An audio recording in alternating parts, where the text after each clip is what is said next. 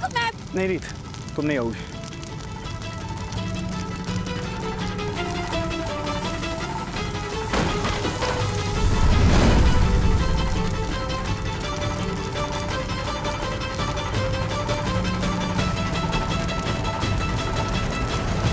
रीत, रीत, रीत,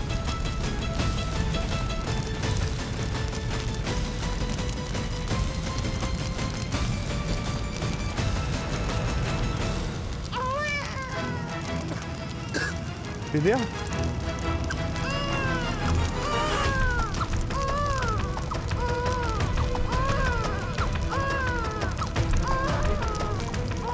याश,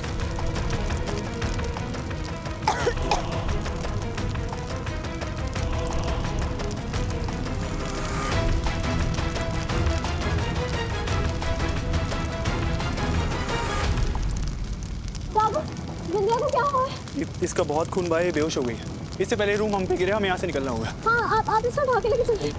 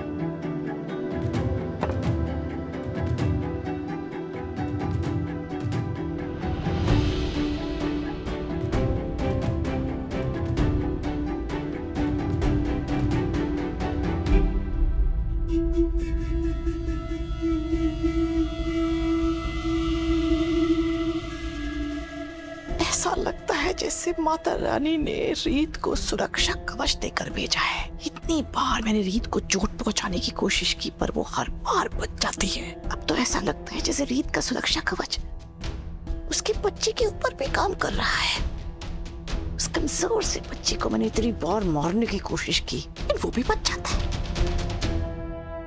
मुझे तो कई बार गलतफहमी हो जाती है कि कहीं मैं इस युग का कंस मामा तो नहीं हूं और ये बच्चा कृष्ण का अवतार जो मेरा अंत लिखने आया है। लेकिन नहीं, मैं तो शारदा बुआ हूं और मैं हार नहीं मान सकती। जब तक मैं इस रीत को इसके बच्चे के साथ देखती रहूंगी मैं अंदर ही अंदर जलती रहूंगी और मैं जलकर खाक नहीं होना चाहती। मुझे कुछ ना कुछ करना पड़ेगा और मैं किसी भी हालत में रीत को इस बच्ची का सुरक्षा कवच नहीं बनने दूंगी, चाहे रीत को पता हो या ना हो कि ये इसी का बेटा है। मुझे कुछ सोचना होगा। माता रानी मुझे कोई राह दिखाइए, कोई तो राह दिखाइए। शालिनी जी, आप ठीक हैं? माता रानी की कृपा से सब बच गए। आप बिल्कुल चिंता मत करिए। शालिनी जी। हाँ? नहीं, कुछ नहीं, मैं बस इसी उधेड़पुर में थी कि अचानक आउट हाउस में आग कैसे लग सकती है? कैसे लग सकती है आग? मुझे तो समझ नहीं आ रहा कि घर के सब इलेक्ट्रॉनिक्स की safety check time to time होती है, तो ये गड़बड़ हुई कैसे? मुझे भी नहीं पता। मैं और बेबी दोनों सो रहे थे, अचानक से रीत जी की चिल्लाने की आवाज आई तो मेरी आंख खुल गई।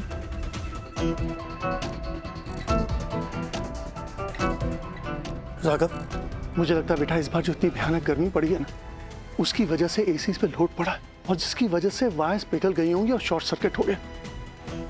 आई थिंक बेटा हमें एसी की सारी वायर को अपडेट करवाना चाहिए। आपने बिल्कुल सही कहा, वरना एसी में इस तरह आग लगना तो इम्पॉसिबल है।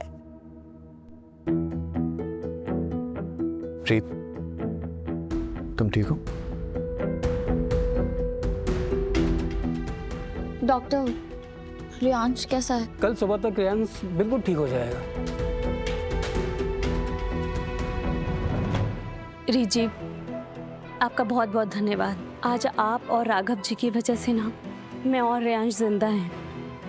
थैंक यू की कोई ज़रूरत नहीं है विद्या। तुम थोड़ा आराम कर लो, रियांश को रात में मैं संभाल लूँगी।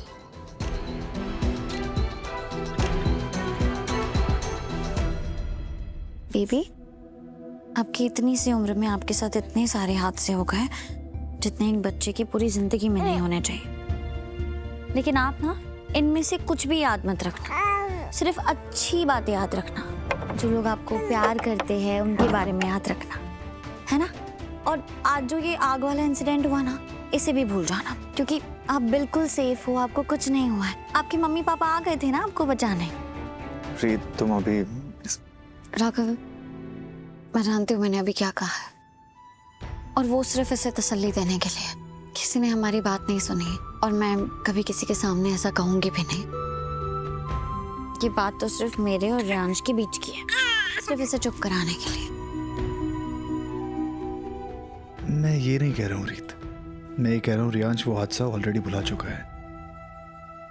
ये इस लम्हे को एंजॉय कर रहा है। इसके चेहरे पे खुशी तो देखो, उस इंसान के साथ जो खुद को इसकी माँ बता रही है, जिसने इसके लिए अपनी जान खतरे में डाल दी। तो तुम्हें इसे कुछ समझाने की जरूरत नहीं है, ये ऑलरेडी बहुत खुश है। हाँ राघव, देखिए कैसे स्माइल कर रहा है। कितना ब्रेव है ना हमारा बेबी।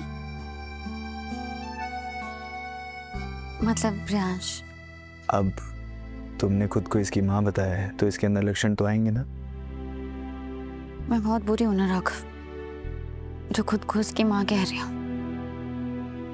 तुम बुरी कैसे हुई रीत? तुम इसकी जान बचाने के लिए आग में कूद गए। आग में कूदने से पहले कुछ सोचा नहीं, तो तुम बुरी कैसे हुई? क्योंकि मैंने एक बच्चे को खोने का वक्त सहा है राघव, तो मैं इसे बचाने की कोशिश कैसे नहीं करती। और मैं जानती थी आप मेरे साथ हैं। अगर मैं जरा भी गिरने लगूंगी तो आप रहोगे मुझे बचाने के लिए। हमेशा रहूंगा।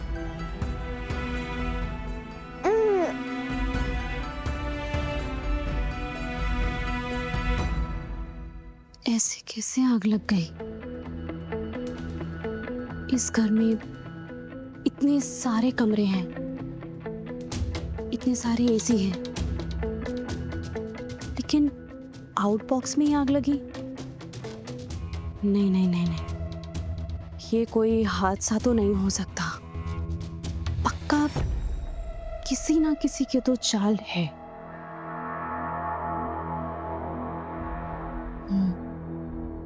अगर कोई ऐसा कर सकता है ना, तो वो सिर्फ शालिनी जी,